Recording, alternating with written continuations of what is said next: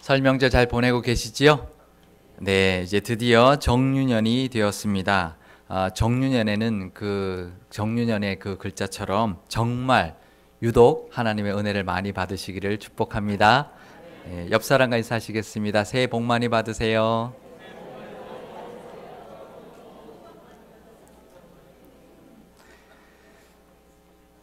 네, 예수님께서는 오병이어의 사건 이후에 갈릴리 바다를 건너 게네사렛 땅에 들어가셨습니다.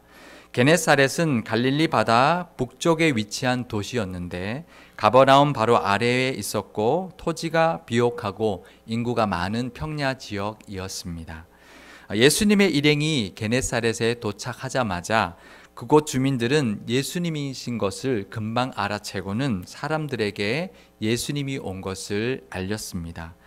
35절에 나오는 두루 통지하였다라는 말은 게네사렛 사람들이 직접 이웃 사람들과 주변 도시에 있는 사람들에게 일일이 찾아다니며 예수님이 오셨다는 것을 알렸다는 것을 의미하는 것입니다. 그러자 수많은 병자들이 예수님께 나왔습니다. 예수님은 다른 마을에서도 병자들을 고쳐주셨습니다. 그런데 이 게네사렛 마을에서는 특이한 점이 하나 있었습니다. 그것은 36절에 보면 그들이 다만 예수님의 옷자락에라도 손을 대기를 요청하였고 예수님이 옷자락에 손을 대는 자마다 예수님의 그 옷자락에 손을 대는 자마다 다 나음을 받았다는 것입니다. 왜 병자들이 예수님의 옷자락에라도 손을 대게 해달라고 요청을 했을까요? 아마 이것은 마태복음 9장에 소개되고 있는 12의 혈루증을 앓았던 여인이 예수님의 옷자락을 만지는 순간 나음을 얻었다는 소문을 들었기 때문일 것입니다. 그런데 다른 마을에서는 그랬다는 기록이 없는데 유독 이 게네사렛 마을에서는 예수님께 옷자락을 만지게 해달라고 요청을 했고 만지는 자마다 다 나음을 받았다는 것입니다. 이것은 게네사렛 마을에만 받았던 특별한 은혜였던 것입니다. 이 게네사렛에 있었던 예수님의 옷자락의 은혜를 함께 나누어 보고 그 은혜를 우리도 누릴 수 있으면 좋겠습니다. 유대인의 옷은 크게 두 가지로 나눌 수 있습니다. 물론 귀족의 옷과 평민의 옷으로 나눌 수 있겠지만 그것보다 더 기본적으로 속옷과 겉옷으로 나눌 수 있습니다. 물론 당연하겠죠. 튜닉이라고 부르는 속옷은 가장 먼저 입는 웃옷입니다. 가죽이나 털, 말총이나 아마포, 목면 등으로 그 속옷을 만들었습니다. 보통 소매가 없이 무릎이나 또 발목까지 오도록 해서 그 옷을 만들어 입었습니다. 서민들은 더운 여름에는 속옷만 입고 다니는 경우가 가끔 있었지만 대개는 겉옷을 그 위에 입고 다녔습니다. 그래서 성경에 남자들이 벗었다라고 말하는 경우가 있는데 그것은 속옷만 입은 것을 벗었다라고 표현하는 것이었습니다. 요한복음 마지막 장에서 예수님께서 부활하신 후에 디베라 바닷가에서 고기를 잡고 있던 제자들에게 나타나셨을 때에 요한이 예수님이다라고 말하자 베드로가 바다로 뛰어들어서 헤엄을 쳐 예수님께로 가는 장면이 나옵니다. 요한복음 21장 7절의 말씀을 제가 읽어드리겠습니다. 예수께서 사랑하시는 그 제자가 베드로에게 이르되 주님이시라 하니 시몬 베드로가 벗고 있다가 주님이라 하는 말을 듣고 겉옷을 두른 후에 바다로 뛰어내리더라. 이 베드로가 겉옷을 입고 바다에 뛰어내렸다는 것은 속옷만 입고 있다가 겉옷을 입었다는 것을 의미하는 것인데 성경에는 그 상태를 벗고 있었다라고 표현하고 있는 것을 볼 수 있는 것입니다. 또 마가복음 14장에 보면 예수님이 잡히시던 날 밤에 벗은 몸으로 도망한 한 제자의 이야기가 나옵니다. 마가복음 14장 51절에서 52절의 말씀을 제가 읽어드리겠습니다. 한 청년이 벗은 몸에 배 홑이불을 두르고 예수를 따라가다가 무리에게 잡힘에 배 홑이불을 버리고 벗은 몸으로 도망하니라. 이때도 벗고 있었다라고 하는 것은 속옷만 입고 있었다는 것을 의미하는 것입니다. 알몸이 아니었다는 것입니다. 그리고 그 속옷 위에 그 허리띠를 두르고 겉옷을 입었습니다. 겉옷은 실로 짠 큰 사각형의 천을 어깨 위에 입는 것으로 겉옷을 삼았는데요. 이 겉옷은 입고 있다가 물건을 싸서 나를 때나 또 잠을 잘 때 이불로도 사용하였습니다. 신명기 24장 13절의 말씀을 세번역으로 제가 읽어드리겠습니다. 해가 질 무렵에는 그 담보물을 반드시 그에게 돌려주어야 한다. 그래야만 그가 담보로 잡혔던 그 겉옷을 덮고 잠자리에 들 것이며 너희에게 복을 빌어 줄 것이다. 이렇게 하는 것이 주 너희의 하나님이 보시기에 옳은 일이다. 이처럼 겉옷은 이불이나 다양한 용도로 사용되었던 것입니다. 그런데 그 겉옷으로 쓰는 그 사각형 천의 네 귀퉁이에는 옷술을 달아서 입도록 율법에서 규정하고 있었습니다. 민수기 15장 37절에서 40절의 말씀을 제가 읽어드리겠습니다. 여호와께서 모세에게 말씀하여 이르시되 이스라엘 자손에게 명령하여 대대로 그들의 옷단 귀에 술을 만들고 청색 끈을 그 귀에 술에 더하라. 이 술은 너희가 보고 여호와의 모든 계명을 기억하여 준행하고 너희를 방종하게 하는 자신의 마음과 눈의 욕심을 따라 음행하지 않게 하기 위함이라.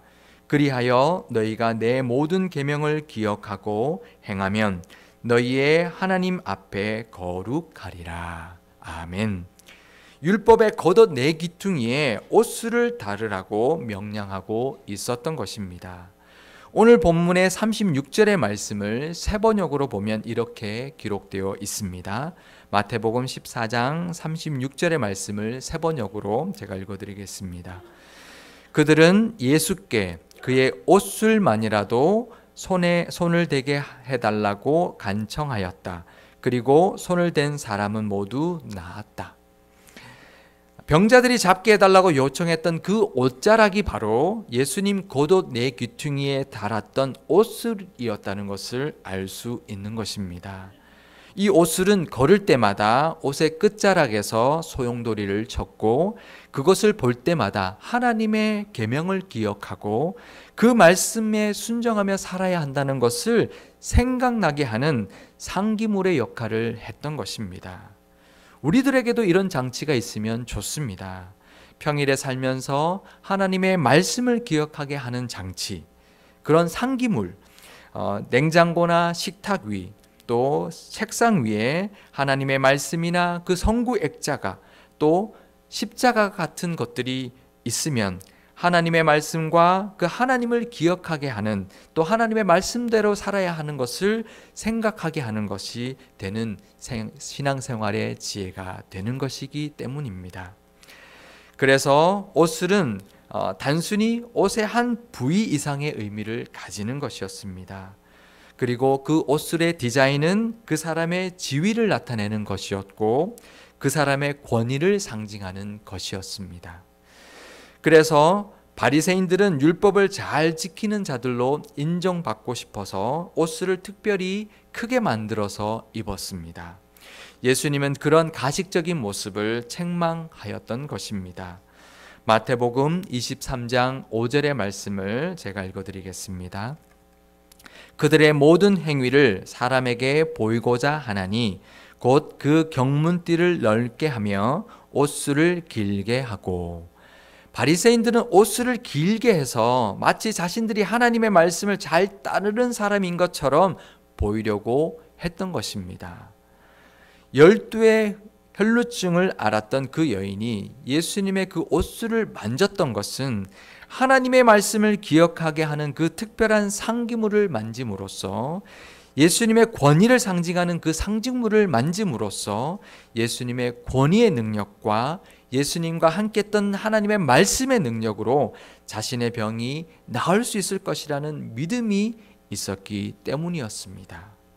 그래서 예수님께서는 마태복음 9장 22절에서 따라 안심하라, 내 믿음이 너를 구원하였다라고 선포해 주셨던 것입니다. 그런데 오늘 본문에 나오는 수많은 병자들에게는 이 혈루증을 앓았던 여인과 같은 그런 믿음이 있었다고 볼 수는 없을 것입니다. 물론 몇 명은 그런 믿음이 있었겠죠. 하지만 모든 병자들이 다 그 여인과 같은 믿음을 가지고 예수님의 옷자락을 만지게 해달라고 한 것은 아니었을 것입니다. 그냥 옷자락만 만지면 나았다고 하니까 나도 그러면 만지면 낫겠지 하는 그런 미신적인 마음으로, 그런 미신적인 행동으로 한 사람들도 분명히 있었을 것입니다. 그런데 36절에 보면 그 옷자락에 손을 대는 자마다 나음을 얻었다고 증언하고 있는 것입니다. 게네사렛에서 이루어진 이 치유의 이적들은 그들의 신앙과 믿음 때문이 아니라 예수님의 능력과 예수님의 긍휼하심의 그 사랑, 긍휼히 여기시는 그 사랑 때문이었습니다. 믿음이 작을지라도 예수님 앞에 나와 예수님께 간구하는 것만으로 하나님은 기쁘게 받으십니다.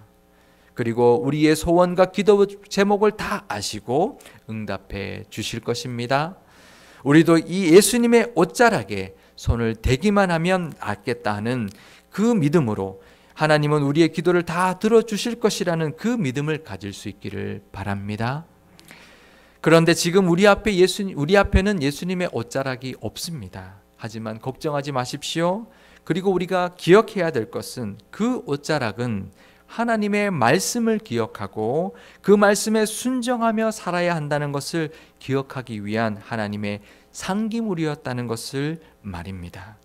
어떤 상황에서도 예수님의 옷자락만이라도 내가 붙들면 다 응답받으리라는 그 작은 믿음, 그 믿음을 가지고 주님께 나아오시고 늘 하나님의 말씀을 기억하며 그 말씀에 순종하며 살려고 하는 것이 은혜 받는 길이라는 것을 기억할 수 있기를 바랍니다. 말씀이 육신이 되어 이 땅에 오신 예수님의 그 옷자락의 은혜는 결국 말씀 한 자락의 은혜인 것입니다. 예수님의 그 옷자락은 말씀 한 자락의 은혜인 것입니다. 어느 누구에게도 어떤 상황에서라도 말씀 한 구절만 붙들면 되는 것입니다. 사람을 살리는 것은 여러 말씀이 아닙니다. 오직 한 말씀만 있으면 되는 것입니다. 오직 한 말씀으로 회심하고 정말 큰 변화를 받은 사람들이 얼마나 많은지 모릅니다. 말씀의 능력은 오직 그 말씀 한 자락의 은혜에 달려있는 것입니다. 예전에 어느 집사님께서 암 선고를 받았다는 소식을 듣자마자 제가 신방 가기 전에 먼저 전화를 드렸습니다. 그리고는 이사야 43장 1절에서 3절의 말씀을 전화상으로 말씀을 읽어드리고 기도해 드렸습니다. 그런데 그분이 항암 치료를 다 받고 거의 완치가 된 후에 저에게 그때 그 말씀이 자기에게 너무 큰 힘이 되었고 그 말씀에 의지하여서 결국 암을 이기게 되었다고 간증하는 것을 들었습니다. 우리 말은 그냥 위로의 말일 뿐입니다. 하지만 하나님의 말씀은 능력이 있는 말씀인 줄 믿습니다. 우리가 말씀을 붙드는 것도 중요합니다. 하지만 그것보다 중요한 것은 말씀이 필요한 사람에게, 기도 응답이 필요한 사람에게 말씀 한 구절을 들려주는 것, 그것은 예수님의 옷자락이라도 붙들므로 누릴 수 있는 기적을 체험할 수 있기 때문에 중요한 것입니다.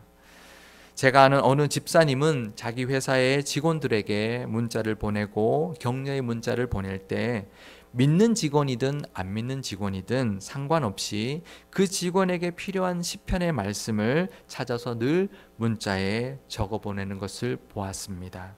안 믿는 직원에게는 그것이 무슨 의미가 있겠나 생각할 수 있겠지만 만약 그 직원이 그 말씀 한 구절에 힘들 때 그 사장이 보내는 그 말씀 한 구절에 감동하여서 그 말씀을 마음에 새긴다면 분명 게네사렛 마을에 있었던 예수님의 옷자락의 은혜가 있을 줄 믿습니다. 그리고 예수님의 옷자락을 잡는다는 것은 예수님의 권위에 의지한다는 것이었습니다. 우리의 믿음이 아니라 우리의 정성이나 열정이 아니라 예수님의 그 이름의 권위에 의지하여 간절히 기도하실 때에 예수님의 그 옷자락에 손대기를 간구하는 사람에게 순순히 그 옷을 다 만지게 해주셨던 그 긍휼의 예수님께서 우리의 기도도 다 들어 응답해 주실 줄 믿습니다. 응답받아야 할 기도 제목이 있으십니까? 예수님의 옷자락이라도 잡는 심정으로 간절히 기도할 수 있기를 바랍니다. 그럼 긍휼이 많으시고 사랑이 많으신 예수님께서 그 기도에 다 응답해 주실 것입니다. 하나님께서 주신 약속의 말씀이 있으십니까? 그 한 자락의 말씀에 의지하여 기도할 수 있기를 바랍니다. 그럼 반드시 응답해 주실 것입니다. 그것이 하나님을 믿는 능력이고 하나님의 자녀가 된 권세인 것입니다. 게네사렛 마을에 임했던 예수님의 옷자락의 은혜가 충만히 임하는 상일교회와 상일교회 모든 교우들이 다 되실 수 있기를 주님의 이름으로 축원드립니다. 기도하시겠습니다. 우리의 믿음은 비록 부족할지라도 예수님의 사랑과 그 능력으로 구원을 베풀어 주시고 우리가 기도하는 것마다 다 응답해 주시는 은혜에 감사드립니다. 예수님의 옷자락만 붙드는 심정으로 늘 말씀을 붙들고자 하오니 우리들에게도 게네사렛에 임했던 하나님의 능력이 임하게 하여 주옵소서. 우리 상일교회에도 예수님의 옷자락의 은혜가 늘 가득하여서 말씀과 기도 응답의 간증들이 넘쳐나게 하여 주옵소서. 예수님의 옷자락의 은혜가 필요한 곳에 하나님의 말씀을 들고 가서 전할 수 있는 모든 교우들이 다 될 수 있도록 인도하여 주시옵소서. 우리 주 예수 그리스도의 이름으로 기도드리옵나이다. 아멘.